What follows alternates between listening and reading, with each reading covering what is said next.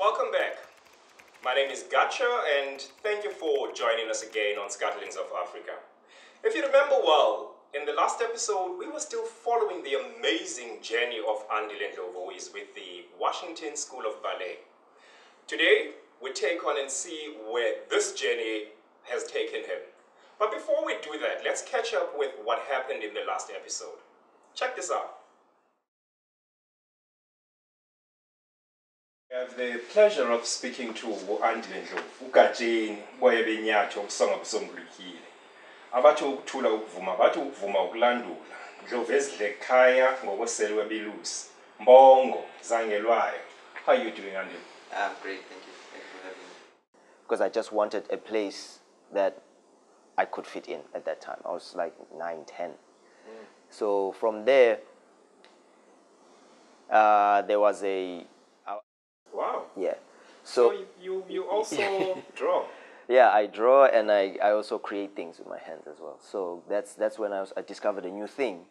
So that's when I was like, okay, now I'm confused. Where do I fit in? Earlier on, while we were chatting, you mentioned something to the effect that your sister actually lured you into ballroom. It's not something you specifically chose to do. She enticed you into it. Just talk me through that. Yeah. So so I'm still in school and my sister is big on Sarafina at this time. Big on Sarafina. So like all of us. Yeah.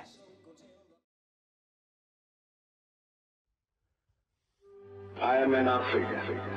I am he who made it possible to trade in the world markets in diamonds and gold in the same food for which our stomachs yearn. I come of those who were transported from India and China, who taught me that we could both be at home and be foreign, being part of all of these people. And in the knowledge that none dares contest that assertion, I shall claim that I'm an African. So, at the South African Ballet Theatre, where I was searching for role models, and I was searching for where I could start learning how to handle partners, how to partner women, how to carry myself as a dancer, as a male dancer in ballet. So this was a thing that was going on in my head because I had already experienced dancers that had come to South Africa, international dancers that really showed me that side.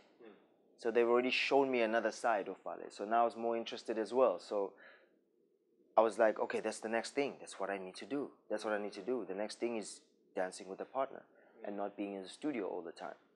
I think I'm at a level, not to say that I'm good enough or the best, but I'm at a level now where I need to start doing that. Okay. And I was ready for that. So when I went back to Martin Schoenberg and told him what I was thinking, what was next for me, and at that time I was doing school through internet. Okay. So I was doing Demelin at that time, and Ballet Theatre Afrikaan at that time, which is Martin's school, he was paying for that at that time. Okay. And at this time was when I said to myself, you know, I went and did my research and realized how much the school cost, and it was pretty much the same amount that my mother was paying for me when I was still in Annandale. And I said, you know, it's affordable.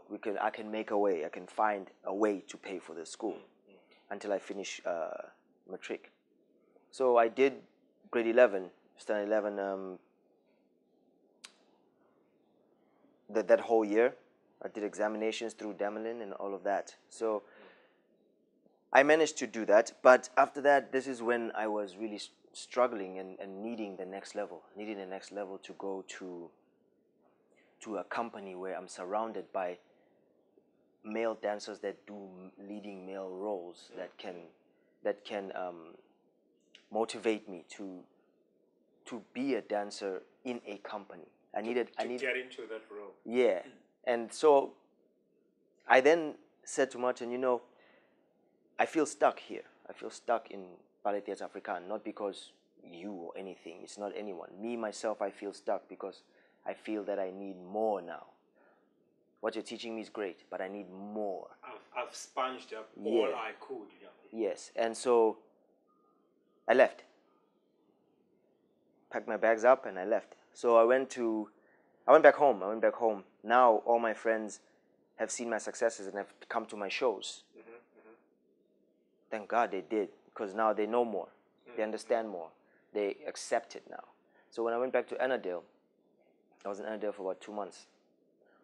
And that's when I was toying with the idea of, okay, now I have all this training. Maybe I should go back to Latin American. Maybe I should go do commercial dancing, do adverts. So I started going to auditions and cast calls for adverts, photo shoots, this. I was just doing anything that could keep me busy at that time while I was doing online school. And then one day I decided, oh, I'm going to go to South African Ballet Theatre to take a class because I need a ballet class. The first day I enter the room, they remembered me from guesting with them a year before. They remember me, but then they just wanted to see where I've been, what I've been doing. So I still knew. Yeah, I walk in, I do a class, and they go,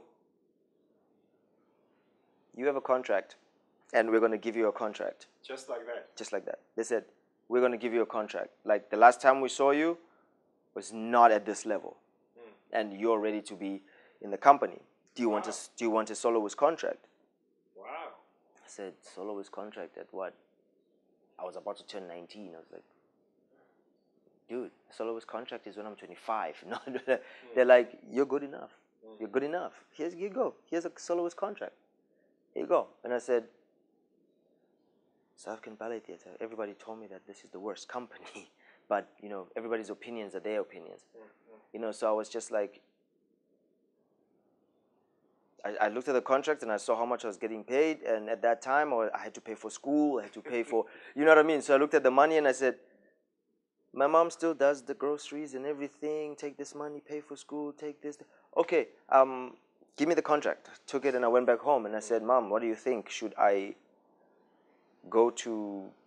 still keep doing video auditions for the A-League company in America, or trying to get overseas, or is this a step that I have to take in order to get there? So you were already doing auditions for... Yes, online. Like I was making videos and sending. Oh, okay. Yeah, I was making videos and sending to companies overseas. Some of those videos were not viewed. Maybe one day when they see this type of interview, they'll be like, oh yeah, we lost it. But anyway. Sounds very familiar. I think we all have gone through that, where you're like, I wish somebody could just go through it. Yeah, but I have never heard of anything or a response from anybody that I sent videos to. So my mom said, well, you know, maybe the universe is telling you that there's a step that you're missing. You need to take this step. So take this step, learn something from this. And I said, but, you know, I can't go into this company because my teacher really hates this company, or, you know, I cannot.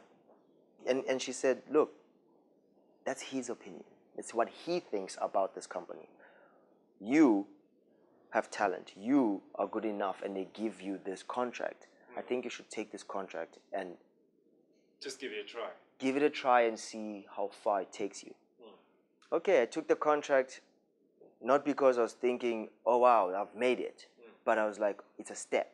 It's a step to something. So get in there and do the best that you can. So I got in, I started doing principal roles. I started doing really big stories. I started doing leading male roles. And so already, can you see how my brain was working way ahead of me, where I was already thinking, I need this. And just by reacting and acting upon that thought or feeling that I had, I stumble into this company, and then it manifests, and all of a sudden they say, we want you to do a leading role with a girl dancing on stage. Would you like to try? So now the dream is coming true, and I'm just going, yes, yes, yes, yes, yes, I'm hungry for it. This is what I want. And this is when I started getting all these things, and I started listening to people and all these male figures around that really knew what they were doing. I got all that experience from them. It was like a crash course. Pretty much my life was a crash course in everything, but quite detailed crash course, not just, yeah, do this, do that, and move on. Now, at this time, when all of this is happening, was this to you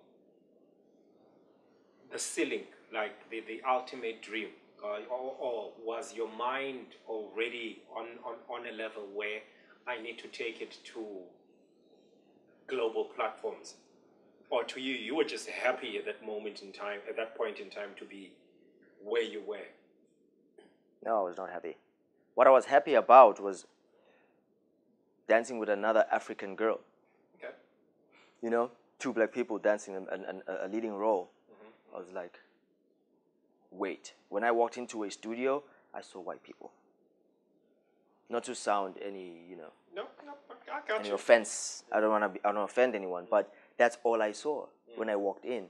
And then And there was a familiarity of Yes. seeing somebody from your own group, somebody familiar. yeah. Somebody of familiar toning. Yes, so to speak. and so that made me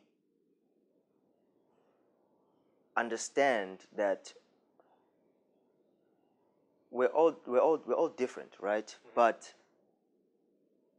at that time, I was young. I needed someone of my own race to say, "You can do it. You need to leave here and go somewhere bigger. You need to do more. You dancing here with me, but you can do this anywhere in the world and go and do it." And that gave me more. That gave me more fire to even want to do it even more. And this girl that I'm talking about is Lorna Maseko, who's right now SABC3 top billing presenter. So these people in my life were there for a reason. Okay. And so I will never ever forget them, because they were, whatever they said or whatever they told me, I didn't go, whatever, and just followed a certain way or whatever I think. But I took their advice and followed it. And wherever the advice could take me, and then from there somebody else would. So that, that helped me a lot going forward with ballet, keeping me more motivated about it and keeping me more hungry and more and start to learn more. And this gets to the point where the conflict of getting to America That's comes in. where I was coming to. Yes. How do you then change the whole dynamic shift? Yes. So now it's 6 months in. Now it's coming in full circle now, because when I guested with the South African National Ballet, it was La Traviata that I did, but I was doing a servant. In the ballet, I was doing a servant. Which is a small role. Yes, which is a small role. Okay. But now, the role that I had, because they were doing La Traviata again. Now I'm older, I'm like 19. I was about to do the lead gypsy man in the ballet, so that's a principal role. So I'm going, I started there, and no, we have to do this. I have to do this. Okay, this happens. Ready for it, I'm ready for it. So I see the ad on TV for a dance reality show called Dance Dance Dance on KNet. So I see that the past director of SABT was in the show as a judge as well. I was like, well, I would like to try this thing. Why not? Like, I've been seeing So You Think You Can Dance on the American TV, and this is kind of like that. So why don't I just try something new? And I've been doing all these different types of dances. I want to try something new. Okay. Now this is toying with me. It's December time. Everything is toying with me. It's holiday time. And the company comes back early, like the 10th of January. And the auditions are about to start on the 15th. And I walk in, and classes happen, whatever, and I go to the director and I say, I'd like to try the show. Have you seen it? Have you seen the ads and everything? I want to try the show. I want to do it. She says, no. So this is, now I'm conflicted with this ballet world, because the ballet world will not allow me to do anything else that I want to do, that I'm actually talented in. I'm talented in ballet, and also I'm also talented in all these 5 different things. I would like to do them as well. Why can I not do them? It's also dance. It's not a sport. But why? What reason did they give you? Like, why you couldn't do it? The reason was, it's either I do it or I terminate my contract. Wow. And why I cannot do it is because it undermines their what their goal is, or what their standards are, or And I said, this should be giving you more publicity. The fact that a dancer from your company is in the show, and your name will be put on the screen every time people are watching, because there's millions of people watching this. So that means audiences for you. That means people will want to come in and see things. And then they said no. Wow. And that's when I went home. And that's when when I was walking home, when they said that. I went home. I was walking home down the street, going to the taxi rank at Bree Street. And I stopped. And I said to myself, I don't know what it is, but do they not want me to do the show because I'm a black man in South Africa about to break through? Is that why? Or is it just because? And I was like, if it was someone of another race, this would be a different thing. So I'm sitting there in the middle of the street, taxis, Johannesburg, busy streets are going around. And I'm sitting there thinking about this, going, wait, I'm not going to say this is racism or anything, but it's somehow implied. This is when I started questioning the colorism in ballet. Now that's when that started. Colorism will come in later. But because for you knew you could offer more, but you just felt that they were stunting your... Yes, okay. they were stunting my growth. And not to say that I was now going to step away from ballet. No, I just wanted to go around the corner for a little bit, buy a soda, come back. That's what I wanted to do. It's not because I've given up on this. And that's also experience, you know. You go on TV, you learn how to talk. You have coaches that will tell you how to handle yourself in interviews. These are the things I was thinking about that will help me later on in life, because I was like, I know I'm going to work with professionals that are going to tell me about camera angles and this and this. One day I'll have a company that I would want to learn about camera angles and all of that. Lighting, this, hairstyling, this, what timing and everything. I would want to learn all these things. This is what goes on in my head. Learn, educate. Every time. And when other people don't think that way, or I try to make them see that way and they don't think that way, they waste my time and I move. I move away from them because they're toxic. You know, like that way, I was like, if you don't want to learn and improve and know more and understand more, learn about the next person or what they do, then don't do it. And that's when the next day I went back and I said, I'm terminating my contract. Thank you very much. Right then and there. Right then and there, the next day I walked in and I said, thank you very much, but I'm terminating this, because I was just like, yeah, I'll do ballet again. Like, you know, I'll move on. But I needed to do that. I needed that step. I needed that. So I did that. I went to it, and I haven't even gone into the top 20 or anything or nothing. I was just auditioning for my first day. That was quite a risk. Big risk. And I walk in and I dance. And they say, oh, we wanna say thank you for coming, and we will see you in the top 40. So there are other people that were wild cards that had to be called back, just like how So You Think in Dance runs. And I was like, top 40, okay, when's that? Oh, that's next week. Okay, so I went back home. I asked the ballet company, because they didn't believe that I was serious, that I was like, I'm going to do the show.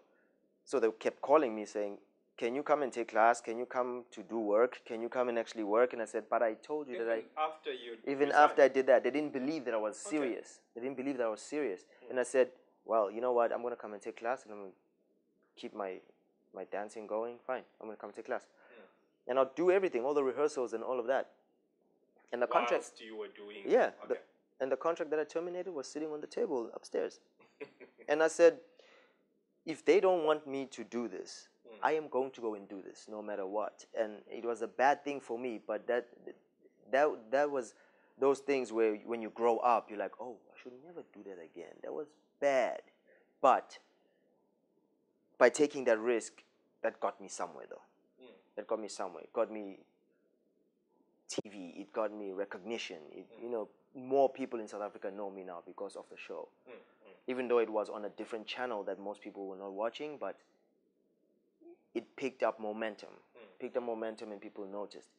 So I did this competition. I went all the way through. So I was in a house stuck with 20 dancers for about 3 months. 4 months, 3 months, and all that was going on. So I did that for that whole time. And before that competition, because the competition started around like February, end of February to end of May. But before that, I think why I was in the studio still working with the companies, because I was doing a competition, the first international ballet competition in Cape Town. And that's when I got a gold medal there for contemporary. And that also was something where I'm like, that's my first competition. I've never done any ballet competition. I've done competitions before, but a ballet competition was nerve-wracking as all hell. So... Would this be the one that you collaborated with Greg McCall? Yes, that's the one. That's the one where Greg and I put together a solo in the space of 2 days before I competed. Wow. Because I just couldn't get hold of Greg. But we finally made it work and took the solo to Cape Town. I won gold medal for that solo. And then that's when the director of Washington Ballet at that time, Tim Weber, said, do you want to come to Washington? So already he was there judging the competition. So this is how I got to America. Wow. So I already knew that I was coming to America by January of 2008, before the TV show.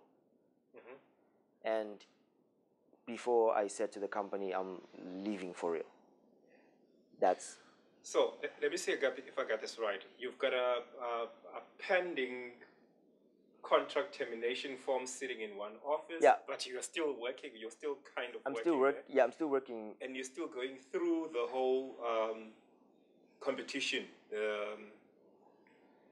And then you did the other stint with the one that won you a gold.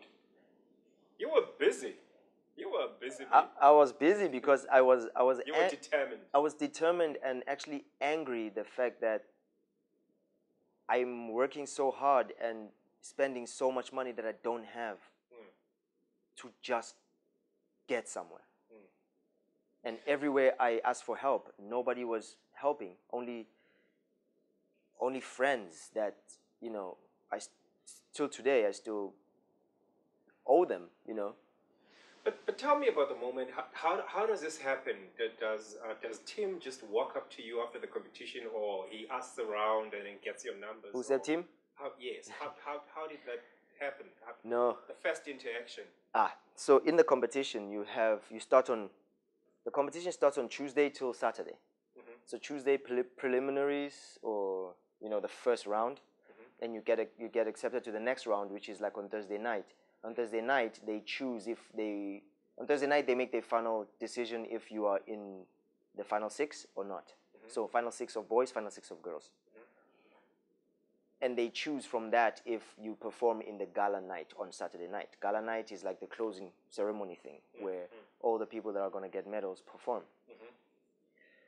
So that's how the competition goes. So they've been watching me for a week, doing these things over and over and over and over. Hold on. Tim is the Seb Tim. Seb Tim. Yeah. Is this the American connection? Also, they've been there throughout.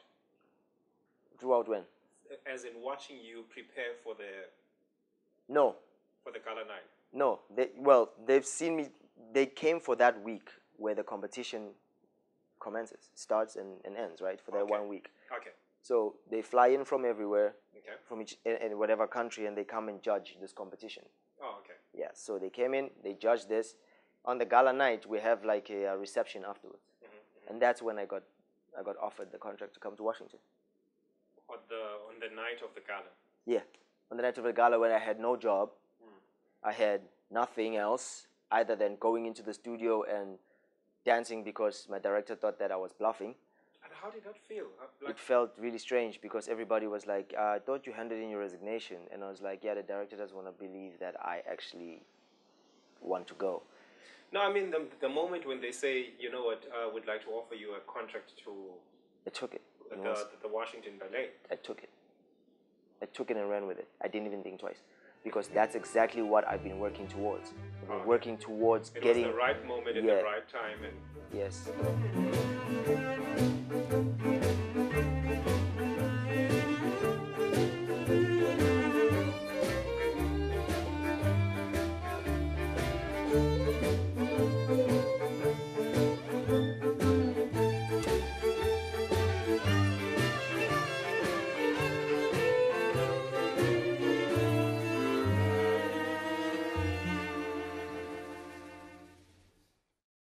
So I'm having conflicts now, and a lot of things that are making me angry in the country. A lot of things that are making me angry in the country where, in order for other young black dancers to come up and do things, I have to be the example to leave. I have to leave. If I stay in South Africa, no one will believe what I'm doing is strong enough.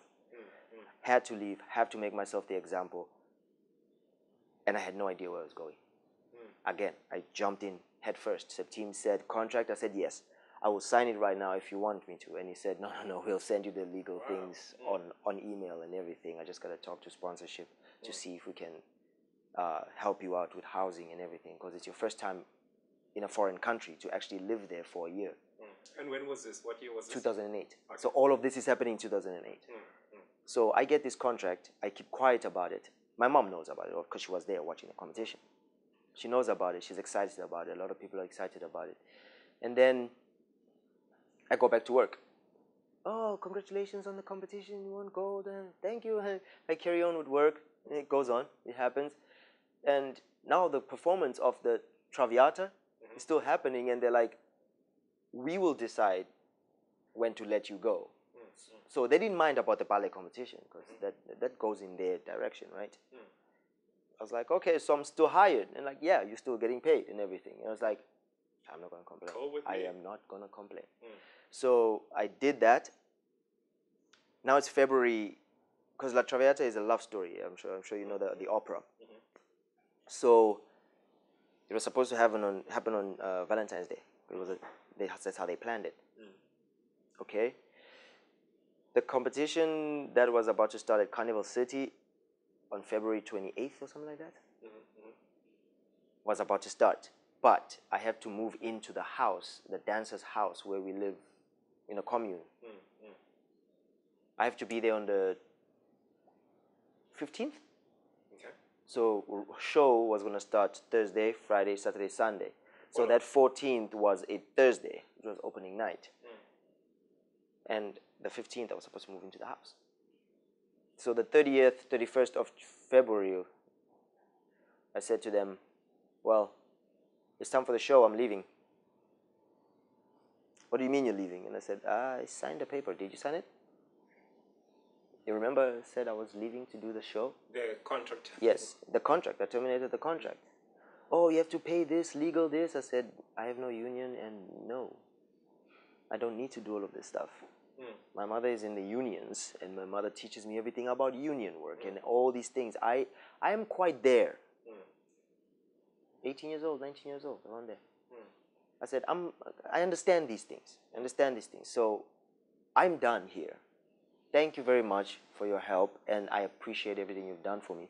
I will come back again and dance for this company if you would like me to come back and dance. Yeah, and I don't mind that. I would come back and do that. But in my life, I need this step. This is what I need right now. And if you want me to come back after this, please let me know. I would do it without thinking. I would come back to this company. I just need to do this. No, you cannot do that. I said, well, this is what I have to do. And then I did it. Went to the competition, lasted the whole 3 to 4 months, ended up in the top 4, and then decided between first and second, which was 2 boys, 2 girls. So either one could have won, but it's it's voted by phone. Okay. People vote in through the TV. So I didn't win that one, but it was an experience. It was an experience. And then my mom said, "Look, you're still going to America, though. None of these people are going to America. You're the only one that's actually going somewhere. So don't take this. So don't take this as a loss. You actually won. You win because you actually. Either way. Yeah, either way you win because you already going somewhere and starting a new life in a place that you actually want to be in. So, dry my tears and I move on. And the company calls me again and says, "So the show is done. Well done. You did great. We appreciate that you actually took the chance and you were brave enough to take the steps." And I said, "Well, thank you very much," and everything. And they're like, "Yeah, if you want to come back to the company, you can come back, And I said, "I'm going to America." What? They didn't even know because I didn't tell them. I didn't believe that they deserved me to tell them that because they were just going to shut down all my dreams, all my doors. They were going to lock everything up. So I said, "No, I'm not going to tell them anything until when I need to tell them." When they said I should come back, I said, "I'm going to America in 3 weeks. I'll see you. Thank you very much." And that's when I stayed at home. I didn't take class or do anything. I just stayed at home. I started taking class in June again before I left for America. And then 2008, I left for America in June 15, something like that. So I went to America. That's how America started. And as they say, the rest is history, and that's where you're gonna. So what are you working on now? Working on a lot of things. Choreography a lot now. Because I believe you also be going to, what is it, Montana? Montana, yes. When is that? Yes. Montana was a competition that was adjacent to the Vienna International Ballet Competition that happens in Vienna every year. So this one was a sister competition that happened in America. So that's the American version. So 2015, I won that one. And then 2016, I started being involved in the organization and judging and mentoring kids, dancers, teaching kids. And then the third year now, it is no longer the Vienna International Ballet Competition. It is the Ballet Beyond Borders, which is something that I've always screamed about to every art person that is around that does ballet or dance, where our cultures are dying. Our cultures are dying. Folk dance is dying. And unfortunately, ballet will die if we don't preserve it. Many things like that. Ballet is a culture as well, just like any other cultural dance or cultural... Not to cut you, just from what you say, I like what you've said about, that our culture is dying. My question to you is, what would you say to a 14-year-old Andile still sitting in South Africa that watches this, or any other person that's doing ballet or has the dreams that you have or even beyond? How would you motivate them? What would you tell them? Because they're probably sitting there thinking, I'm either not worth it, or it's never been done before, or it's hard. People are going to box me, and have all these stereotypes that they're going to impose on me. What would you tell that child, the African child that's looking at you like, wow, I can get there? Yeah.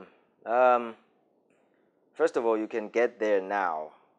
Now you can get there because you have examples. You need examples. I had examples, but some of them were limited and some of them were not the best examples. So you have an example now, and I hope that I have my example is not a bad one. So hoping that if you see things that are possible by others that have made something from nothing, which is my most favorite saying, to make something out of nothing is my life motto. Because you have to because no one's there to give you anything. So the thing is, what they can do is find someone that will inspire you to go further. Find someone that will inspire you, and when you have that inspiration, work upon that inspiration. Don't try to be like that person, but take from the inspiration that these people bring and make it your own. Because at the end, you never know. You never know. But take risks. Take risks all the time. Risking, like some of us have done. You risk everything. You risk leaving your whole family behind. But would you ever go back? When I say go back, I don't mean visiting. Would you ever be based in South Africa? Yes, it is my dream. It is my dream. And would you be involved in the same industry, or? I would like to be involved. I want to be involved in the same industry, but not too fully. I don't want to be the ballet director Andile that came back from.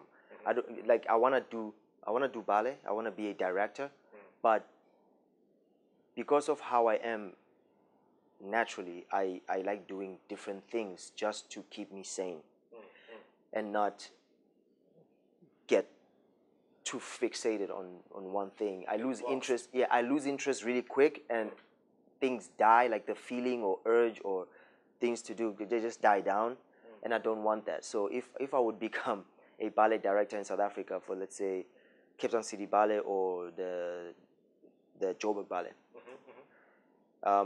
first of all, I'll change those names.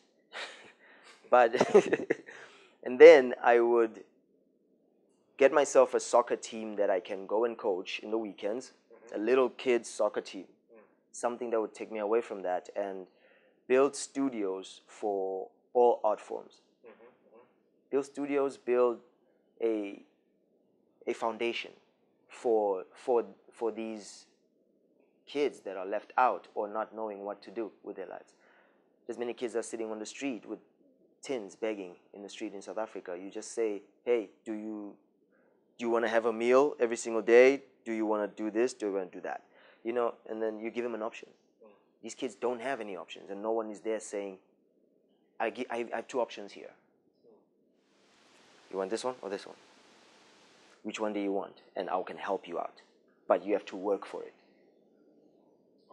You know, and that's how we can build the nation again. Because you don't just drive past and walk past these kids. It kills me a lot when that happens. So if you go back to South Africa and you say, I want to give back, you don't just go and give a pair of shoes and just walk away and say, I gave back.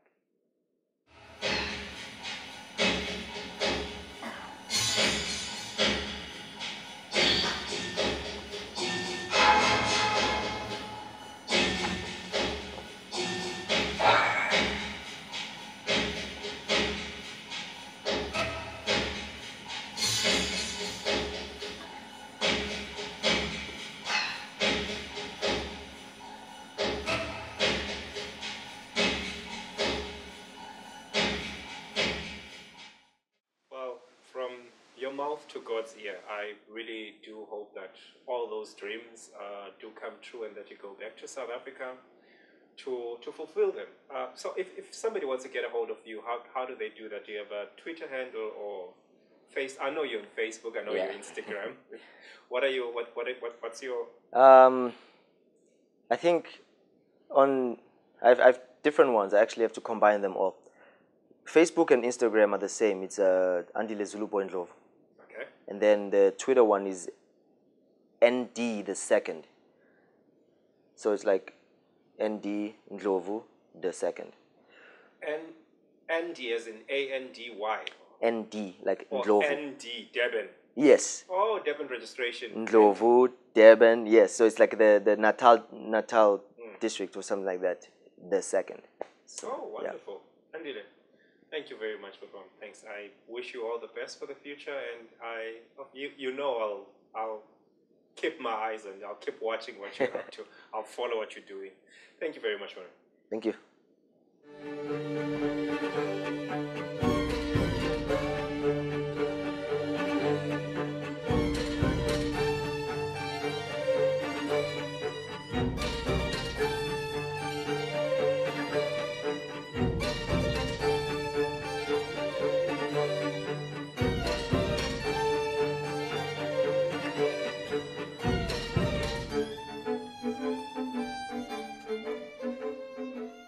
I have to say that was pretty inspirational.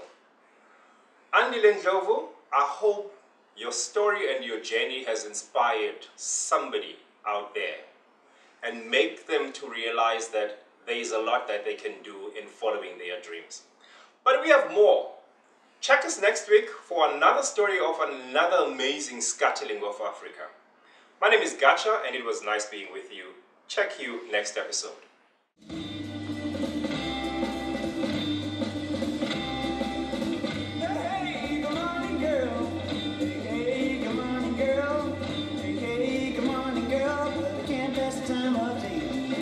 I'm on my way to rest my head, and I've lost the mind that I used to have, and I don't have a dime to spare. Hey, hey, come on, girl. Hey, hey.